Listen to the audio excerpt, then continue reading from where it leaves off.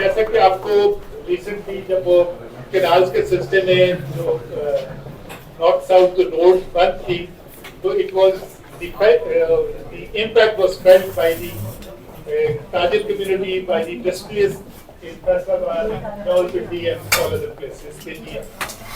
تو بالکل اسی طرح جو ہمارا سمندر ہے, سمندری حدود تقریباً 1000 کلومیٹر کی کوسٹ ہے جس کو پاکستان نیوی نے ڈیفینڈ کرنا ہے.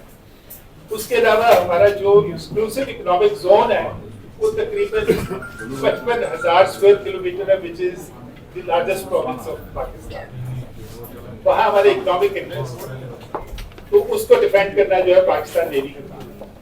یہ جو کام نہ صرف جنگ میں کرنا ہے بلکہ یہ پیس ٹائم میں اور ان ایزی سچویشن میں یہ کرنا ہے. اور الحمدللہ میں آپ کو یقین دلانا چاہتا ہوں کہ Pakistan navy over the last few years اتنی ماڈرنائزیشن ہوئی ہے کہ we have obviously آپ کو پتہ ہے آپ روزے ہیں سبمرینز ہیں جو ایسے مسائل لے جانے کی کیپیبلٹی رکھتے ہیں جو کہ دشمن کو ہزاروں کلومیٹر کو اٹیک کر سکتے ہیں. یعنی کہ جو ایسٹ کوسٹ ہے چاہے وہ کیلکٹا ہے یا چاہے وہ نیچے مدراس ہے اس کو اٹیک کرنے کی صلاحیت ہے. اس کے علاوہ ہمارے پاس سرفیس شپس ہیں, ہمارے پاس ایئر ٹو سرفیس میسائلز ہیں جو کہ ہنڈریڈ آف کلومیٹرز کی رینج میں. اس کے علاوہ سرفیس ٹو سرفیس میسائل. اس کے علاوہ پچھلے چند سالوں میں ہماری کوسٹ میں بہت زیادہ ڈیولپمنٹ ہوئی. We have jet capable field at Ormara, اسی طرح تربت, اسی طرح مسعود میں تو ہے ہی ہے, اور اس کے علاوہ شمسی جو برا.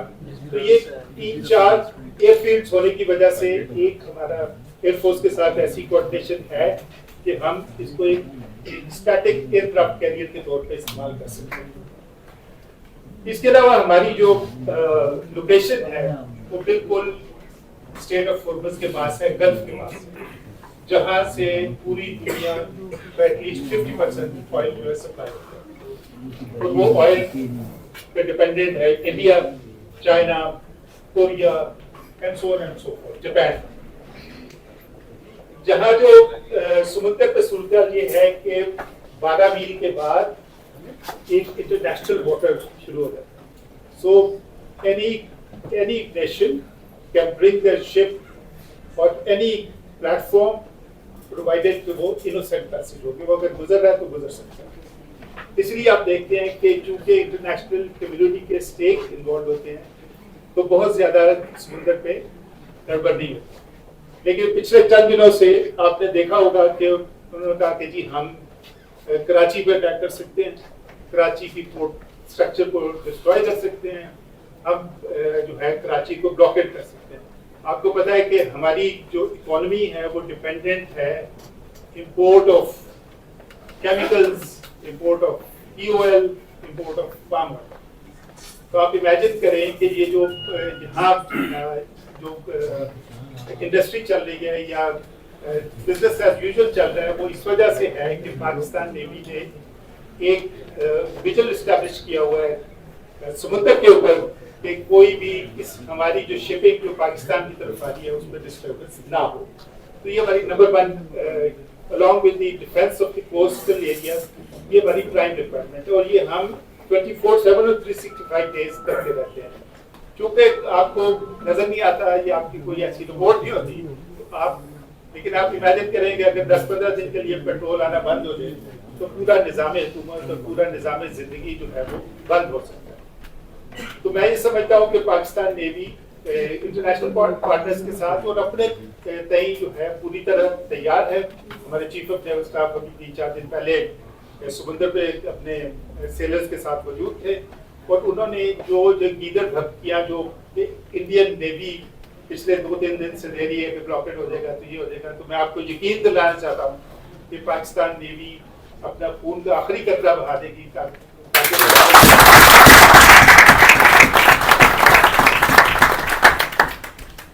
تو جہاں جوش ہے وہاں ہوش بھی ہونی چاہیے, کیونکہ میری نظر میں جو جنگ کرنے کا طریقہ اور فارم آف وارفیئر جو ہے وہ چینج ہوگی.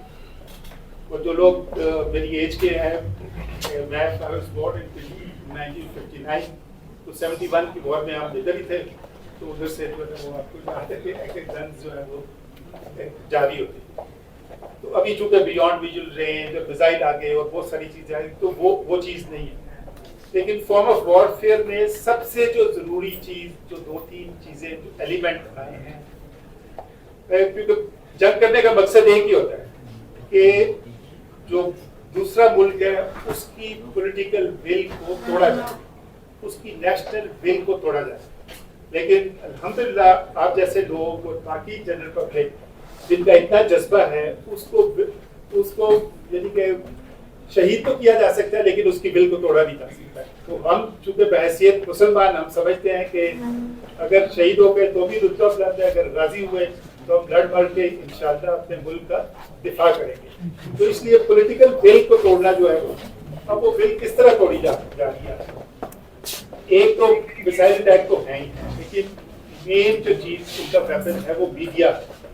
اور بڑی اچھی بات کی انہوں نے کہ پاکستان کے میڈیا نے ایک جو انفارمیشن وارفیئر کا ایک جو آنسلاٹ فیک نیوز کا اور فالس نیوز کا اور اس طرح کچھ ایک پراپر اسٹریٹجی کے تحت جو کہ انڈیا یہ کر رہا ہے, آئی تھنک ہمارے media despite their limited resources انہوں نے بڑا اچھا کام کیا ہے, اور نہ صرف نیشن کو مورال کو بلند رکھنے میں اور اس میڈیا کو کنٹیسٹ کرنے کے لیے جو ہے وہ بڑا کام کیا. نعرہ تکبیر! اللہ اکبر! پاک فوج زندہ باد! پاک فوج زندہ باد! پاک نیوی زندہ باد! دو اور باتیں کرنا چاہتا ہوں. obviously اس کے علاوہ جو ہے وہ سائبر اٹیکس اور جو الیکٹرانکس ہیں وہ میں اس کے بارے میں ذکر نہیں کرنا چاہتا ہوں. لیکن پاکستان نیوی یا میری ٹائم ایرینا کا یا بلو اکانومی کا انڈسٹری اور چیمبر کے ساتھ چولی دامن کا ساتھ ہے.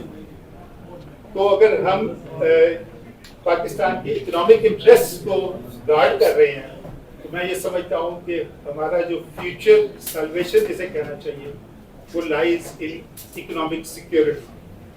کیونکہ جو عالمی طاقتیں ہیں وہ چاہتی ہیں کہ دنیا میں کیوس رہے تاکہ ان کا ملٹری انڈسٹریل کمپلیکس چلتا رہے, اور پاکستان جیسے ممالک جو کہ ان کو ایک آدھ نہیں پاتے, ان کو ایک اکنامک کوشچن کی جائے, چاہے وہ آئی ایم ایف کے تھرو کی جائے, چاہے وہ ٹیرفس کے ذریعے یا ٹریڈ بیریئرز کے ذریعے یا ایسے طریقے سے کہ تھرو انڈیا وہ مقصد حاصل کیا جائے کہ تاکہ ہم جو وہ چاہتے ہیں کنٹینمنٹ آف چائنا یا اگینسٹ چائنا ہم یہ کام کریں. وہ جنرل جنجوع نے بڑی اچھی طرح ایکسپلین کیا.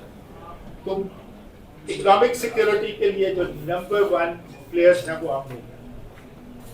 آج اگر ہم اکنامکلی اسٹرانگ ہوتے, اگر ہماری جی ڈی پی جو 370 billion versus over 3 trillion of India کی ہوتی, تو ہم یہ جنگ, ہم یہ اپنی سروائیول جو ہے لانگ ٹرم سسٹیننس جو ہے وہ ہماری اکنامک سیکیورٹی ہے. تو میں آج کا جو میسج ہے, انفارمیشن کیمپین میں ہمیں مزید ضرورت ہے, اسی طرح سائبر سیکیورٹی میں مزید ضرورت ہے. الحمدللہ نیشن نے بہت زیادہ سیکریفائس کی ہے کہ ہمارا جو ملٹری ڈیٹرنس ہے وہ ایک بلڈ کیا جائے, اور یہ بہت زیادہ انویسٹمنٹ ہوتی ہے اور کئی سالوں کی انویسٹمنٹ ہے کہ ہم جو ہے نیوکلیئر اور کنونشن کے اوپر. تو میں آج ارج کرنا چاہتا ہوں اور میں آپ سب لوگوں کو مبارکباد دینا چاہتا ہوں کہ آپ لوگوں نے نیشنل اکانومی کے لیے جو آپ کام کر رہے ہیں, آپ سب مبارکباد کے مستحق ہیں. اللہ تعالیٰ پاکستان کا حامی و ناصر ہو, آپ سب کا حامی و ناصر ہو. پاکستان